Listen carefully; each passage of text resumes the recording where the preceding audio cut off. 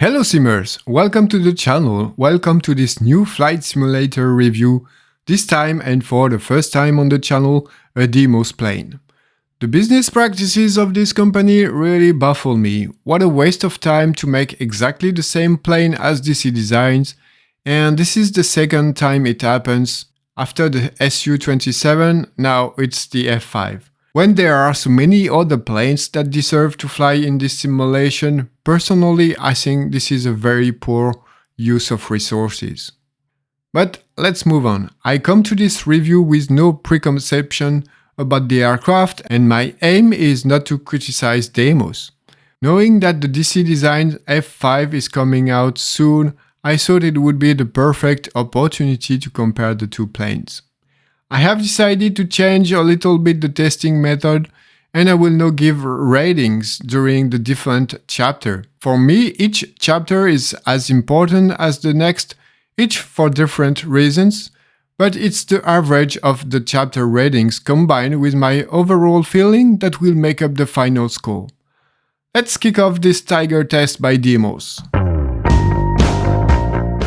Today we are looking at a new fighter jet add-on from the 60s, 70s. Yes, it's not very young anymore. The add-on is priced $19.99 with a single version and 20 liveries. I don't know Deimos' previous production, but this one is clearly not bad.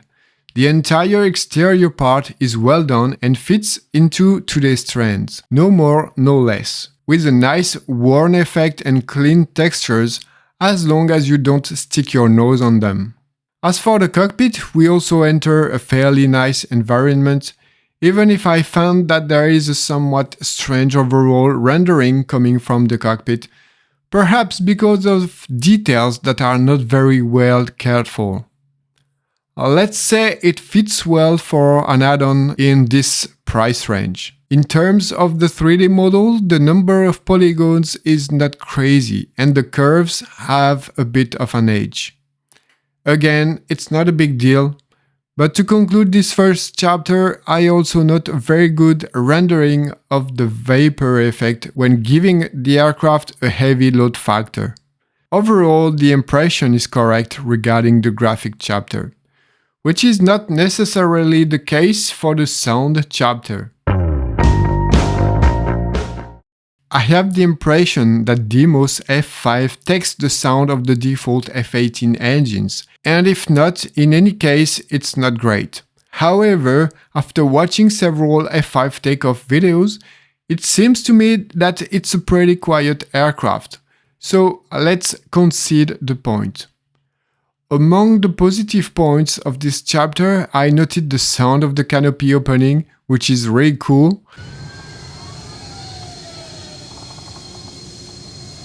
Don't ask me if it's the same in real life, I have no idea.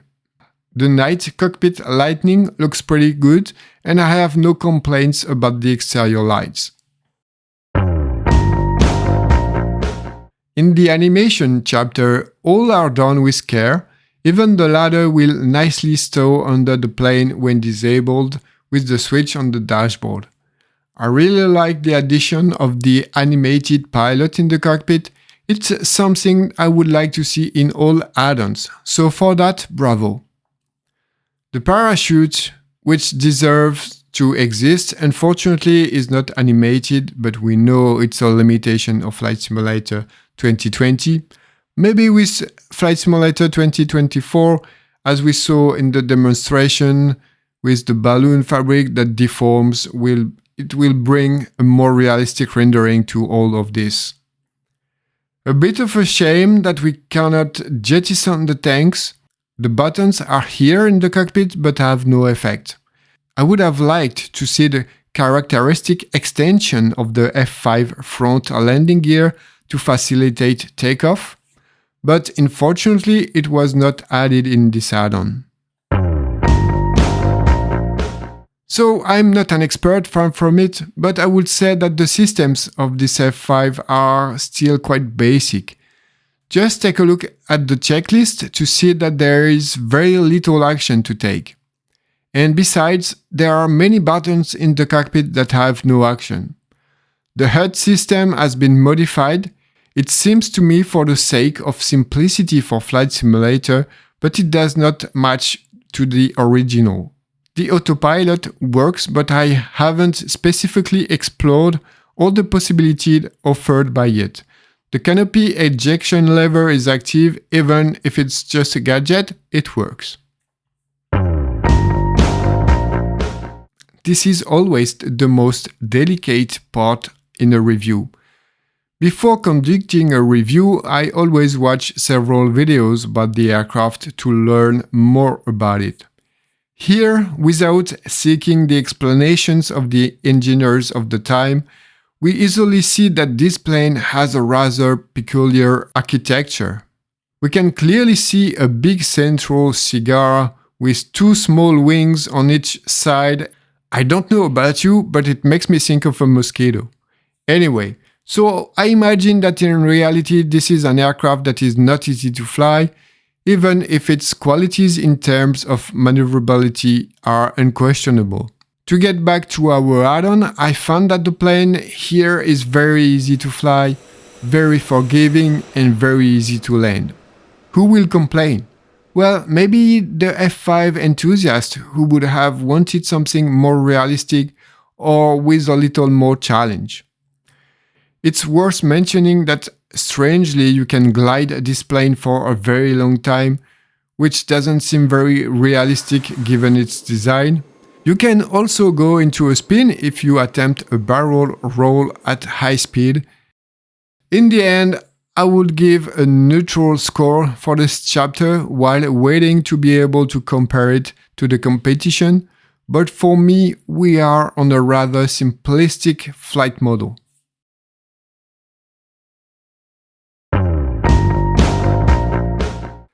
In conclusion, I would say that Deimos' proposal is acceptable. It's not a bad add-on, but it's nothing extraordinary either. So, while the price remains reasonable, I would encourage anyone interested in this aircraft to wait for the imminent release of the DC Design F5 so that we can at least compare them and decide on the basis of their qualities and weaknesses. That's all for today, guys. Thanks for watching the video. Don't forget to add a like if you enjoyed it. Have a great day. Bye bye.